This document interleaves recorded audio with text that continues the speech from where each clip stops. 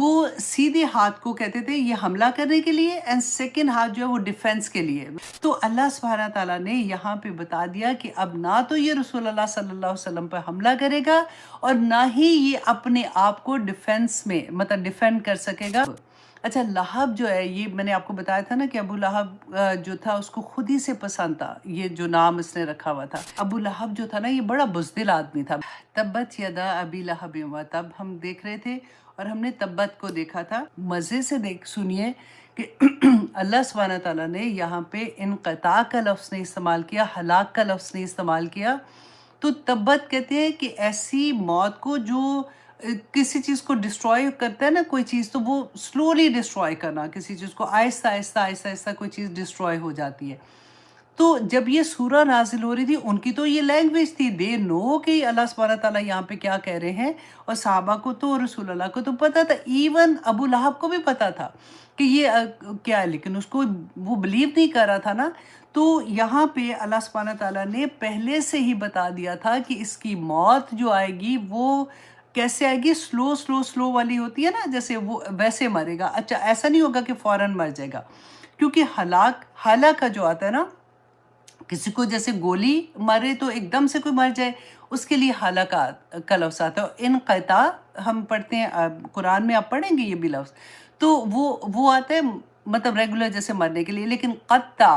ہوتا ہے ٹکڑے ٹکڑے کر کے کسی کو مار دینا۔ تو یہاں پہ آپ دیکھیے کہ اللہ سبحانہ تعالیٰ نے اتنی خوبصورت اس کی پلیسمنٹ آپ دیکھیے گا، اور پھر آگے تبت یدا، دو ہاتھ، ٹھیک ہے۔ اب دو ہاتھ کو آپ یہاں پہ دیکھیے گا کہ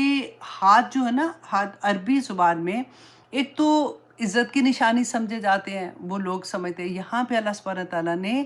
تبت یدا کہہ کے ایک بددعا کے طرح سے اس کو لیا کہ دیکھو تمہارے دونوں ہاتھ، دیکھیں ہم جیسے کہتے ہیں نا قرآن میں آتا ہے کہ بینا یدئی، کہ دونوں ہاتھوں کے درمیان، تو جب آپ دونوں ہاتھ ایسے کرتے ہو تو اندر بیچ میں کون ہوتا ہے؟ اپنا سیلف ہوتا ہے نا، اپنا آپ ہوتا ہے۔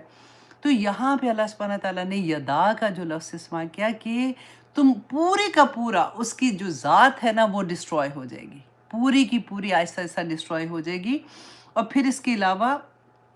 عرب جو تھے نا وہ سیدھے ہاتھ کو کہتے تھے یہ حملہ کرنے کے لیے، اینڈ سیکنڈ ہاتھ جو ہے وہ ڈیفنس کے لیے، وہ جیسے تلوار پکڑتے ہیں اور دوسری شیلڈ نہیں پکڑی ہوتی ہے۔ تو یہاں پہ اللہ سبحانہ تعالیٰ نے، مفسرین نے دیکھے جب ڈگ کیتے ہیں نا اس کے میننگز میں، تو وہ کہاں سے وہ اس کی، میں نے جیسے آپ کو پہلے بھی بتایا تھا کہ تفسیر کوئی نئی نہیں ہوتی ہے۔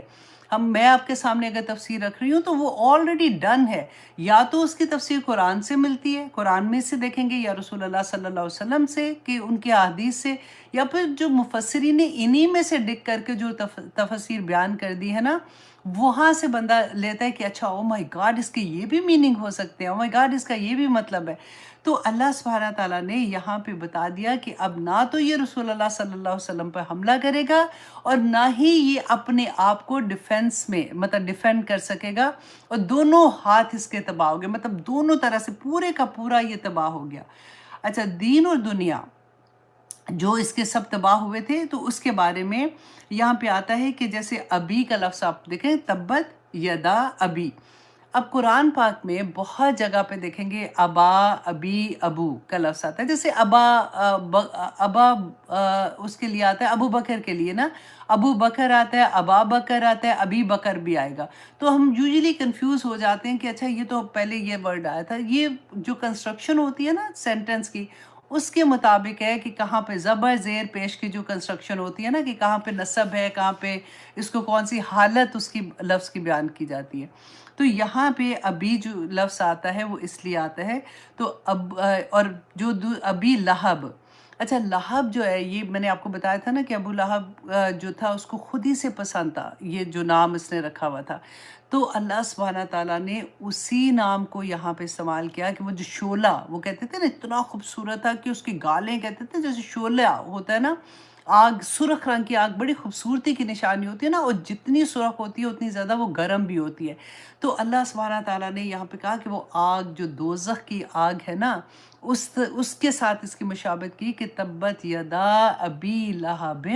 و تب۔ اچھا، پہلا اس میں دو مفسرین نے کہا کہ اس میں بددعا تھی، جو تبت یدا ابی لہب یہ بددعا تھی، و تب جو تھی نا یہ خبر ہے کہ اللہ سبحانہ تعالیٰ نے بتا دیا کہ اس کی موت کیسے آئے گی۔ اور اب یہ تھا کہ ابو لہب جو تھا نا یہ بڑا بزدل آدمی تھا، بیسیکلی جیسے ابو جہل کے بارے میں آتا ہے نا، یہ وہ بہادر تھا، یہ بڑا بزدل تھا۔ جیسے ہی اس کو پتہ چلا جب بدر کے لیے جانا تھا، جنگ کے لیے نکلنا تھا، تو اس نے کیا کیا کہ ابو جہل کا ایک بھائی تھا، اس کو انہوں نے کچھ پیسے دیے ہوئے تھے،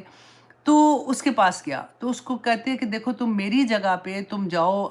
جنگ کے لیے جاؤ، کیونکہ اس زمانے میں یہ ہوتا تھا نا کہ سارے جاتے تھے، سردار تھے جو وہ تو آگے لیڈ کر رہے ہوتے تھے۔ تو اس نے اس کو جا کے کہا کہ میں تمہیں معاف کر دوں گا، تم بہادر ہو تو تم یوں کرو کہ تم میری جگہ پہ چلے جاؤ۔ اس نے کہا ٹھیک ہے، تو انہوں نے اس کے وہ پیسے معاف کر دیے، تو اس کو اپنی جگہ پہ بھیج دیا۔ اب کیا ہوا، جب بدر کی جنگ میں یہ خبر آئی نا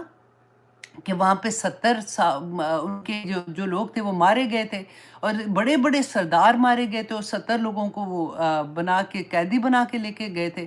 تو جیسے ہی اس کو یہ پتہ چلا نا، تو یہ کیا کہ حضرت عباس جو تھے رسول اللہ صلی اللہ علیہ وسلم کے چچا تھے، وہ ابھی مسلمان نہیں ہوئے تھے،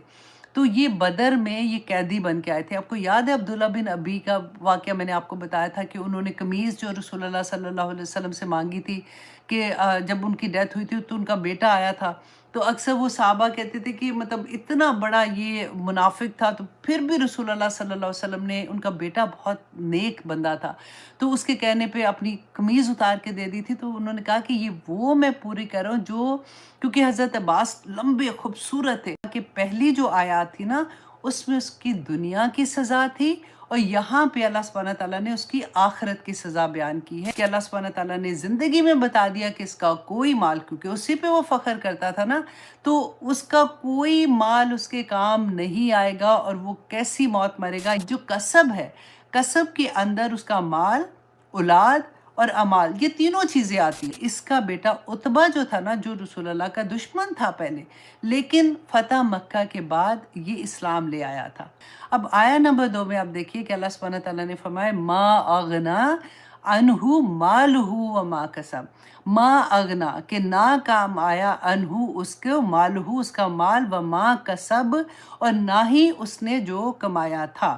اچھا، ما اغنا یہاں پہ پھر دیکھیے وہی بات ہے کہ ماضی ہے، ڈن ڈیل ہے، کہ اللہ سبحانہ تعالیٰ نے زندگی میں بتا دیا کہ اس کا کوئی مال، کیونکہ اسی پہ وہ فخر کرتا تھا نا، تو اس کا کوئی مال اس کے کام نہیں آئے گا، اور وہ کیسی موت مرے گا یہ بتا دیا تھا۔ اچھا، اس میں مفسرین نے کہا کہ یہ ما جو ہے نا یہ 2 طرح سے آتا ہے، جیسے ایک تو ہم نے ما نافیہ کہ نہیں آئے گا کام، اور ایک استفہام جیسے سوال کرنے کے لیے بھی آتا ہے، کہ اس کو اگر اس طرح سے اس کا ترجمہ دیکھا جائے نا کہ کیا فائدہ دیا، کیا فائدہ دیا اسے اس کے مال اور اولاد نے، اور ساتھ ہی اس کا جواب بھی اس کے اندر ہے کہ اس کو کوئی فائدہ نہیں ملا۔ اور اچھا سیکنڈ آپ دیکھیے کہ ما اغنا انہو مالہ، مال کا آ گیا نا، وہ ما کسب۔ اب مفسرین نے کہا کہ اللہ سبحانہ تعالیٰ نے ایک دفعہ تو کہہ دیا تھا مال کام نہیں آئے گا، اب جو کسب ہے، کسب کے اندر اس کا مال، اولاد اور امال، یہ تینوں چیزیں آتی ہیں۔ جب کسب کا، کیونکہ یہ جو قریش والے تھے نا، عرب لوگ تھے، یہ کسب کا لفظ استعمال کرتے تھے، اور یہ ساری چیزوں کے لیے آتا تھا۔ تو یہاں پر بھی مال ہے، وہاں پر بھی مال ہے، تو اللہ سبحانہ تعالیٰ نے دوسری دفعہ کیوں کیا؟ کیونکہ دیکھیں نہ اس کا مال اس کی بیماری میں کام آیا، نہ اس کی اولاد اس کی بیماری میں کام آئی، اور حالانکہ تھا تو ریگولر انسانوں کی طرح تو نیکی کوئی نہ کوئی تو کرتا ہی ہوگا، تو اس کا کوئی نیک عمل بھی اس کے کام نہیں آیا، اور یہ تباہ و برباد ہو گیا۔ اب اللہ سبحانہ تعالیٰ نے آگے آیا نمبر 3 میں کیا فرمایا؟ سیصلا، اور وہ عنقریب جلے گا، نارن آگ میں، ذات لہب، ایسی آگ جو شعلے والی آگ ہوگی۔ یا پھر لہب کا پھر سے غور کیجئے گا کہ لہب کا کیوں میننگ میں نے آپ کو پہلے بتایا تھا نا، کہ وہی بات اللہ سبحانہ تعالیٰ نے اس پہ دہرا دی تھی۔ اب یہاں پہ سیصلا،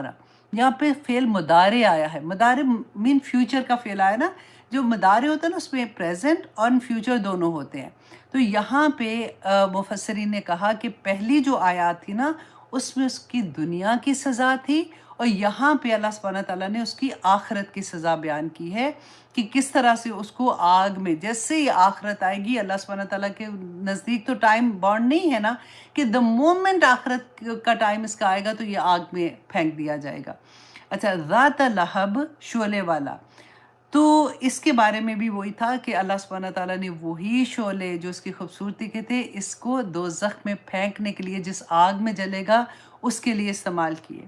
اچھا، اب یہاں پہ ایک اور بات میں آپ کو بتاتی ہوں کہ دیکھیں اس کا انجام آیا تھا کہ یہ ایسا آدمی تھا، جیسے ہم نے عبداللہ بن ابی کا پڑھا تھا، لیکن اس کا بیٹا نیک تھا۔ اسی طرح سے اس کا بیٹا عتبہ جو تھا نا، جو رسول اللہ کا دشمن تھا پہلے، لیکن فتح مکہ کے بعد یہ اسلام لے آیا تھا، اور یہ صحابی رسول کی طرح اس نے زندگی گزاری تھی۔ اور آتا ہے کہ ابو لہب کی ایک بیٹی جو ہے وہ بھی اسلام لے آئی تھی، اور وہ بھی اس طرح سے اس نے بھی رسول اللہ صلی اللہ علیہ وسلم کی اطاعت میں زندگی گزاری تھی۔ اچھا، اب آتا ہے وَامْرَأَتُهُ حَمَّالَةَ الْحَطَبِ، اور اس کی بیوی اور اس کی عورت جو ہے حمالۃ الحطب، حمالہ اٹھانے والی ہے، حطب لکڑی، حطب کہتی ہے ڈرائی لکڑی کو، کیونکہ ڈرائی لکڑی جو ہوتی ہے وہ آگ بھی زیادہ وہ تیز کرتی ہے نا، جیسے ریڈ جو شعلے نکلتے ہیں جیسے۔ میں صرف آپ لوگوں کو اس لیے اس طرح کی ڈیٹیل بتا رہی ہوں کہ آپ یوزلی یہ سورہ پڑھتے ہیں نا تو بس لگتا ہے کہ بس ایسے ایسے آپ اللہ سبحانہ ورڈز کی پلیسمنٹ دیکھیں کہ کس طرح سے اللہ سبحانہ تعالیٰ نے ان کی سزا کو ڈسکرائب کیا ہے کہ امراتو، اچھا یہ ان کی بیوی جو تھی نا،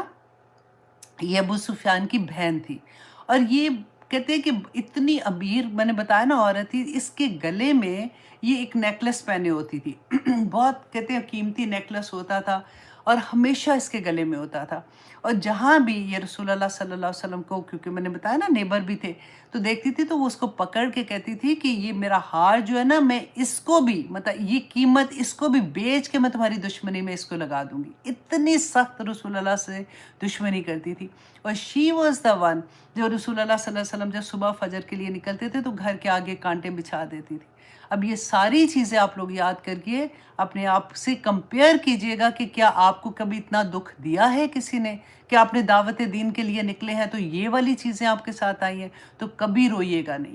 اللہ سبحانہ تعالیٰ اپنے محبوب ترین، جن کو اللہ سبحانہ تعالیٰ نے حبیب کہا ہے، ان کے ساتھ دیکھیں کیا کچھ نہیں ہو رہا، اور ان کے صبر کو اللہ سبحانہ تعالیٰ میں دکھا رہے ہیں کہ دنیا میں جب اپنے دکھ دیں گے، وہ بے شک دین کے معاملے میں دکھ دے رہے ہیں یا آپ کو ویسے کسی معاملے میں دکھ دے رہے ہیں، تو آپ نے سمجھنا کیا ہے کہ ہم نے صبر کیسے کرنا ہے، ہم نے اللہ کا بندہ کیسے بننا ہے۔ اور اب یہاں پہ ہم دیکھیں گے کہ ایک اور بات تھی کہ